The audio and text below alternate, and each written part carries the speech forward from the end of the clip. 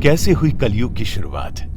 दोस्तों, हम और आप उस कलयुग में जी रहे हैं जहां लोगों को अपनों से भी ज्यादा पैसा प्यारा है, जहां चोरी, हत्या और अन्य अपराध आम हो चुके हैं। वैसे हर कोई ये जानता है कि भगवान विष्णु कल की अवतार लेकर कलयुग का अंत करेंगे, लेकिन इस बात से ज्यादातर लोग आज भी अनजान हैं कि एक राजा की गलती के कारण ही कलयुग की शुरुआत हुई थी।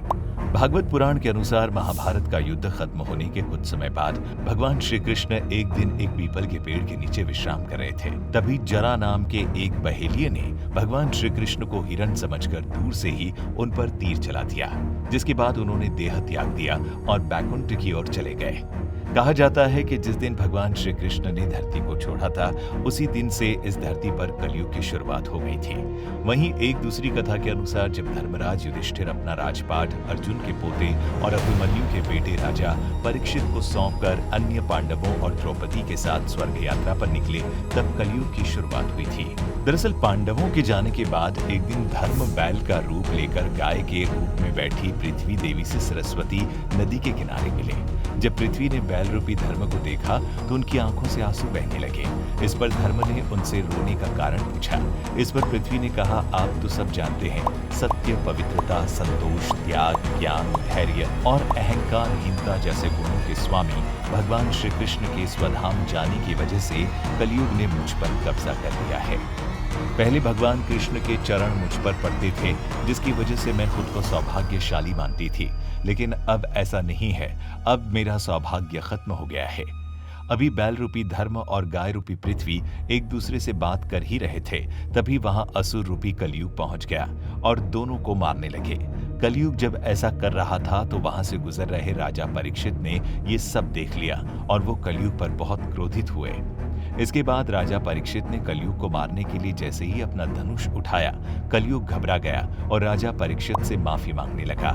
राजा परीक्षित ने अपनी शरण में आए कलयुग को मारना सही नहीं समझा और उसने कहा कि कलयुग तो मेरे शरण में आ गया है, इसलिए मैं तुझे जीवन दान दे रहा हूँ। लेकिन अधर्म, पाप, झूठ, चोरी, कपट, दरिद्रता जैसे कई पापों का मूल कारण तू ही है, इसीलिए तू अभी मेरे राज्य से निकल जा।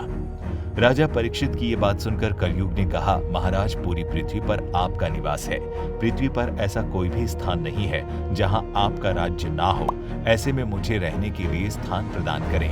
कलयुग की ये बात सुन राजा परीक्षित कुछ सोचने लगे और फिर कुछ क्षण बाद बोले, मैं तुझे रहने के लिए जुआ, मदिरा, पर स्त्री गमन और हिंसा जैसे 4 स्थान देता हूँ, क्योंकि इन सभी जगह झूठ, मद, काम और क्रोध का निवास होता है।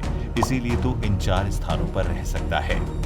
ये सुनकर कलयुग बोला, हे राजन, ये 4 स्थान मेरे रहने के लिए पर्याप्त नहीं है, इसलिए मुझे कोई और जगह भी दे। इस मांग पर राजा परीक्षित ने कलयुग को स्वर्ण यानी कि सोने के रूप में 5वां स्थान भी रहने के लिए दे दिया। वहीं स्वर्ण रूपी स्थान मिलते ही कलयुग राजा परीक्षित के ही सोने के मुकुट में वास करने लगा। और एक बार जब राजा परीक्षित ने ध्यानमग्न शमीक ऋषि से पानी मांगा तो कोई उत्तर नहीं मिलने पर उनके मुकुट पर वास कर रहे कलयुग के प्रभाव से ही राजा परीक्षित ने ऋषि के गले में मरा हुआ सांप डाल दिया था, जिसके बाद 7वें दिन तक्षक सांप ने राजा परीक्षित को डस लिया था।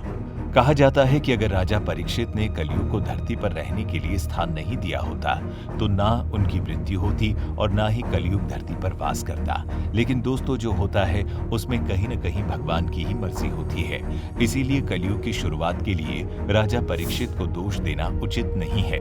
वैसे अगर ये कहा जाए कि अब कलयुग का अंत निकट है तो इसमें भी कुछ गलत नहीं होगा। और अगर आपको कलयुग से बचना है तो एकमात्र यही तरीका है कि हमें वेदों की ओर लौटना होगा, हरि कीर्तन करके खुद को सुरक्षित रखना होगा, क्योंकि ऐसा पुराणों में कहा गया है।